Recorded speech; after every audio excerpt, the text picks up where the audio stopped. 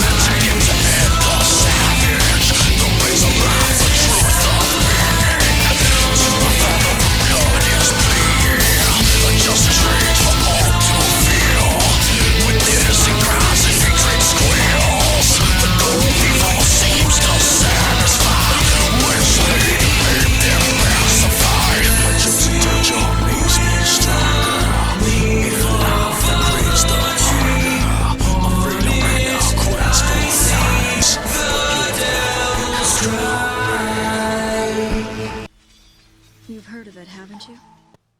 You've heard of the legend of Devil May Cry 3, haven't you? 20 years ago, I was here. 20 years ago in 2005, I became a man at the age of 7 years old when I stepped into the red jacket of the devil hunter Dante. It was back before YouTube and before video game audiences had developed a collective consciousness for how to play games by studying internet archive strategies like homework assignments. It was back when video games were actually games with a hands-on approach to storytelling. And for some reason, the stars aligned and Devil May Cry 3 was handed down to me to do what most grown men could not have dreamed of back then. Beating the Dark Slayer Vergil at full might. Back before I even had pubes, I derived a twisted pleasure from slaying demons. I thought, this may be fun. It was here that I became a real gamer, one of the proud soul OGs of the character action genre. I received the blessing off the tree, and evolved quickly from games like Jak and Dax, to Sly Cooper, and to Devil May Cry and Resident Evil 4. To this day, it's the most extraordinary achievement in video games history that perhaps the two greatest games ever made were made simultaneously by the same company and released in the same year, in fact, the same quarter of the same year. Two video games not only innovating what their respective genres could do, but what the medium itself could be. Devil May Cry 3 and Resident Evil 4 were not necessarily cut from the same cloth, but they do share the same fabric. The stuff that, at least old Capcom, was made of. There was the brown jacket and the red jacket, and I wore them both. They are two sides of the same coin, and both are the greatest of all time. Take it from a real fan of this series that experiencing this game in 2005 was like entering a portal into another world, one that I never wanted to return from. I wanted so much to be like Dante. I wanted a sword like him. I wanted to dye my hair white. When I grow old, I won't have to try so hard to look like Dante. I'm rather looking forward to it one day. But you see, in 2005, action games were extremely niche and no one knew how cool Devil May Cry was until Itsuno came to town. Even still, one of the great travesties of video games is how underrated Devil May Cry 3 was by the critics, those that had real skill issues with the game, of course. How it could be passed up for consideration for Game of the Year, along with Resident Evil 4, is the stuff of insane buffoonery. But the real fans know The Legend of Sparta. The source point of all modern action games comes from this lineage, and none of them can quite measure up. This game is an actual masterpiece, not a buzzword that big-mouth morons use without pause for thinking. It's a game that attempted nothing less than to recontextualize the limits of the genre its own series created, while achieving perfection along those lines, and in all other areas for which games had previously considered to be mere afterthoughts. Devil May Cry 3 is not just the greatest prequel ever made, or the greatest sequel ever made, although it is both of those things. It's the greatest game ever made, and that includes its gameplay, its characters, and its storytelling. It's a game that inspires us not only for what we can do with a controller, but how we can do it. The true title of Dante's Awakening is a metaphor and motivation for life. It's also just really fun, okay? Devil May Cry 3 was Capcom's chance of redemption for the perceived failure of DMC2, a chance to realign the series and move forward past its deviation from what made Devil May Cry hit different at the turn of the millennium. But it was also the opportunity to awaken the true potential of this latent genre that was just coming into its own with releases such as Ninja Gaiden in 2004. These together are both pillars of the action axis, but Devil May Cry's philosophy was always to put style at the forefront, to make the player feel like an action hero, or in Dante's case, a real rock star. No one ever told Itsuno that he couldn't have both, because the genius here is that the substance is in the style, or more accurately, the style meter. Not only are we bestowed with a magnificent selection of weapons and instruments to play the sweet music with as we kick demon ass, with seamless switching by the way, but the real dynamic of Devil May Cry 3 was to incorporate a perpetual ranking meter to evaluate performance during combat. Devil May Cry 1 introduced this mechanic, but they didn't think it through enough. Perhaps they just didn't trust their heads with it. They should have written it down instead, which is what Devil May Cry 3 did. Not only is the style system expanded here in DMC3 and accentuated by the real-time switching between devil arms and guns, enabling the smooth flow and continuation of combo strings without delay, but the style meter counts for more as it determines a final ranking score at the end of a completed mission, or a portion of it at least. It's not enough to just beat a game and scrape by. No, you have to do it as fast and as fashionable as possible, which is what I said about Bayonetta in my review of the spiritual successor to this series. The higher you climb the ranks as you perform, you get a more colorful, stylish meter icon, maxing out with the words that simply say, stylish. The longer you hold the meter at its peak, the more points you earn based on that multiplier. Dante even performs a few variations of attacks with audio and visual changes to show you that you've achieved a higher level of play.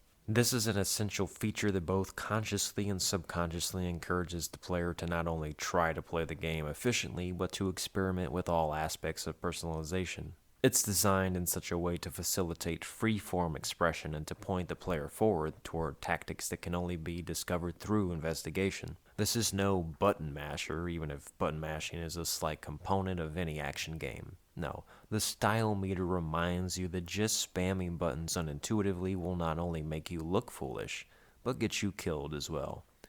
One of the great features of the game is the use of patterns and not only the transitional attacks that you can perform by linking moves together, but the way that the bosses and enemies are designed and dealt with. Like a true action game, they obey hit stun, have forced recovery frames, and cycle through their attacks, instead of being big sponges, like a worse version of Arkham, for example. But we'll talk about him later. There's an opening to every pattern where you get to do damage, but in some situations you can even block and interrupt their attacks or be interrupted if you don't consider spacing and timing. Enemies don't just super armor through your attacks here, although Devil Trigger enemies are an exception and an entirely different element to combat. But even they can eventually be tamed as well. Enemies can be knocked down and kicked when they're down. They can be rode like skateboards through a sea of demons. They can be air juggled blissfully and stun locked into oblivion.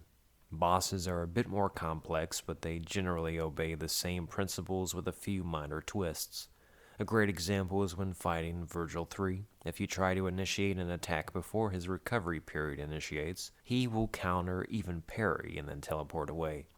You have to play smart and play stylishly to survive, let alone get ahead. If you spam attacks willy-nilly, you will get countered effectively and see a game over early, not to mention losing any style that you built up. The one exception to the rule kind of becomes the rule in this fight, as you can technically spam jump cancels because of the property of the enemy step. Essentially, by stepping off the enemy, it resets the action, enabling the player to get a follow-up attack for the price of one. Normally, Vergil only takes a certain amount of punishment before cycling back to attack you, but with the enemy step, we can double our offense up to 13 here. Being able to cancel only works because Devil May Cry 3 preserves real-time switching, meaning you can cancel swords into guns and guns into themselves to combo in and out of strings and styles. But of course, in the original version of DMC3, which I still prefer, you only get one style at a time and you have to coordinate your play around it. I like this more because it adds a layer of demand and consistency to every fight. You can of course change the styles mid-mission at checkpoints, but it's a unique flavor of DMC3 that you have to pick a style and become a master of it.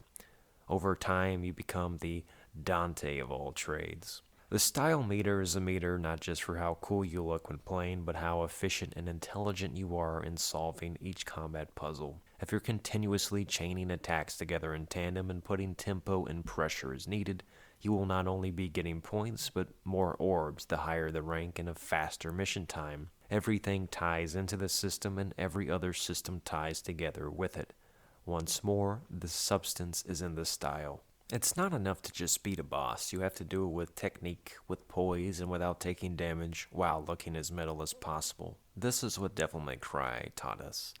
To that effect, you try your best not to let the enemies get any breathing room. They certainly wouldn't let you get any if they had it their way. The truth is, the enemies in DMC3, like in RE4, are respectful enough to give you pause for thought. But that's only because the developers wanted to let you control the dance. It's not so much playing with your food as it is giving you time to spice up the combat. Games like DMC let the players add ingredients and flavor, making the recipe their own. Anyone that plays DMC on DMD will understand that the game really is about survival and split-second reactions. It's a game of chess, and like any game of chess, you have to start by taking pieces off the board. When you're in a room with enemies that all do different things, some sniping from a distance, some attacking from the air, some making you feel claustrophobic, enemies constantly jumping and teleporting, you have to calculate how to micromanage this. Oh, and you have to handle these enemies before they devil trigger and really become a nightmare. The rule is, for every third enemy that spawns, after 2 have been slain, the third will enter DT state and get damage reduction and damage boost. In this sense, Devil May Cry 3 becomes multiple different games in one, depending on the difficulty. Some players roll their eyes at having to play the game multiple times in order to unlock the true difficulty, but it's all the more amazing that Devil May Cry 3 uses actual difficulty settings and self-contained missions, enabling you to customize how you play and when. More important than how a game is played is how a game is replayed. It's the critical component of replay value and a progression to allow the player to chronicle their journey and gauge their newfound skills as they take on one difficulty at a time, seeing the incremental increases. There's so much to master in DMC3, from personal technique and strategy to the difficulty unlocks, enhanced costumes, and the Wall of Fame showcasing your best results across the board. DMC3 is as replayable as any game ever made, and it's all built in. If I want to skip all the cutscenes and remain unfettered by exposition and dialogue, that's a feature. If I want to re-battle Vergil and get right down to it, just skip to mission 20. If the game becomes too hard for my level of patience, I can lower the difficulty or raise it. Just want to kill stuff without traversal or puzzles? Boot up the Bloody Palace Survival Gauntlet. It's a pure video game in the simplest of forms. A good sweet spot for those not ready for the demand of DMD would be Very Hard mode. The original version, which I started with in 2005, had normal mode as hard mode, which changes quite a bit of the experience, seen as though you would begin without upgrades on a much more oppressive difficulty. But as always, the game's true worth is not calculated by how hard it is to beat, but rather how dynamic and fair the mechanics are. Devil May Cry 3 asks us, why don't we refuse to gain more power? Why do we stop at anything to be the best player we can be? It's up to you to choose, but it demands us to be better along the way. We have the style meter and ranking system to test us, Dante's truly cinematic expressionism to inspire us. But the impetus to improve comes from within. That's called motivation. Like Dante in the story, we all need a good competition. But competition is not fundamentally man versus man as much as it is man versus himself. You see, in a foot race, you do not set your speed to beat the opponent as much as you do to set your own personal best record. We need cooperation with others and competition with our own records based on our own desire and need to improve. But if one day comes when you think you've reached your own personal limit, sometimes you need a new test. And some would call that a rival. And there's no better rival than a twin. But he has no idea of its true power.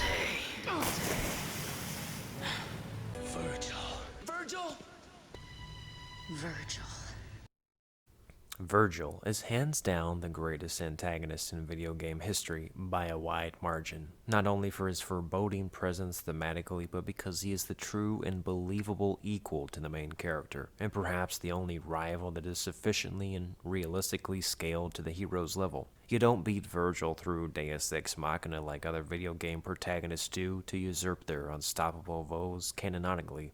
You beat Vergil through motivation and determination, and that's an example of how raw gameplay is inspiring. We don't struggle against Vergil because he's some over-leveled gatekeeper to the end of the game. In fact, pound for pound, we might have some advantages against him. Vergil is the ultimate test of everything we've learned, the measure of the player we have become.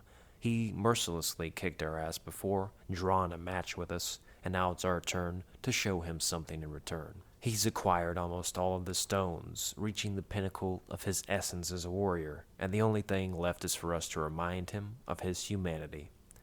Vergil asks the greatest question ever posed to a video game protagonist. Where's your motivation? Vergil might be the most arrogant boss ever in a video game, but rightfully so. He taunts you in the coldest, most creative of ways throughout the trilogy of fights. Getting obliterated and hearing softly that you're not worthy as my opponent is both soul-crushing and fuel to light a fire under our asses. It's this tactic that the music incorporates to enhance the mood by talking deliberate shit to the player, either from Dante's perspective to the demons or their point of view to Dante. It's one of the greatest, if not the greatest, video game soundtracks, as eclectic and electric as they come. Particularly Vergil's theme, which is both triumphant and sorrowful because we know what we have to do. Dante and Vergil work to bolster each other's abilities and reputation in the same way Bayonetta and Jeanne's rivalry would be shaped by their competition, and ultimately one would deviate from the race because how their goals became about fighting for more than oneself. It's a little lady that somehow becomes more of a motivation for Dante than his own brother. At first, he didn't give a damn because he had forgot his sense of responsibility until he witnessed what that meant to someone else's life story. It's our responsibility to look after our family and even clean up the messes that they leave behind. On the surface, Dante seems as confident as can be, in control and fully capable of almost anything. At least at the right time and right place. But maybe anyone could be capable of anything under the right circumstances. For all of Dante's outward projections, he's really just full of himself. Full of hot air without any regard for what direction he blows it. Like a lot of real people, he has incredible talent, but just doesn't know where to put it. But once he does, and once we do, we achieve our potential. Motivation comes from other people, but ultimately it's only us that can unleash the power it provides us with. I had remarked that Bayonetta may have been the most effortlessly cool badass in the game, but it's the fortune's full characterization that makes Dante human. Dante fails a lot, with everything he touches turning to shit early on. He shows us that it's okay to be knocked down in life. If it could happen to Dante, it could happen to the best of us. And if you've ever felt depressed, if you've ever felt like death, when something comes along and inspires you, it lets you know that you're still alive. And the possibilities are endless. Vergil is a great reminder that there is no such logic in giving an inch and taking a mile. It's when you don't get the inch that you need that the mile becomes the object for the taking. But Arkham contradicts this theory, for he is truly the embodiment of pure evil, the greatest raw villain that I've ever seen, a man that's willing to manipulate and murder his own family just for the allure of power is utterly terrifying. There's never been a more chilling performance other than perhaps Sadler in Resident Evil 4, and the actor Adam Clark is a chameleon delivering a performance as a monster that is both unassuming and entirely dastardly. Altogether, it's the greatest cast of characters ever assembled in a video game narrative, and it's only a cast of four. Four interconnected souls that are in a rat race with fate itself. Devil May Cry 3 is in some sense, then, an elaborate love story. It asks the fateful question, what would you do to save someone you love, even if that means killing them? And it puts this morally, where we do not turn our anger outward towards innocence. This is a closed-off family affair with sympathy for the devil. The ending is the most poetic expression of love and understanding between two characters ever put to video games, at the very least. When the heroine of the story finds the courage to extinguish her demon, she can still shed tears for the one that she lost, the humanity that was taken from her and the humanity she recovered. Juxtaposing the end of the cycle with Dante's vanquish of Vergil, the hero can shed tears too for his rival, because in losing him, he's lost part of himself. Even if he can't show that to us directly because he has to keep up appearances. Devil May Cry 3 showed us that it's okay to cry. It's just a good thing that in this case, I'm crying tears of joy and motivation. Well, bring it on. I love this. This is what I live for!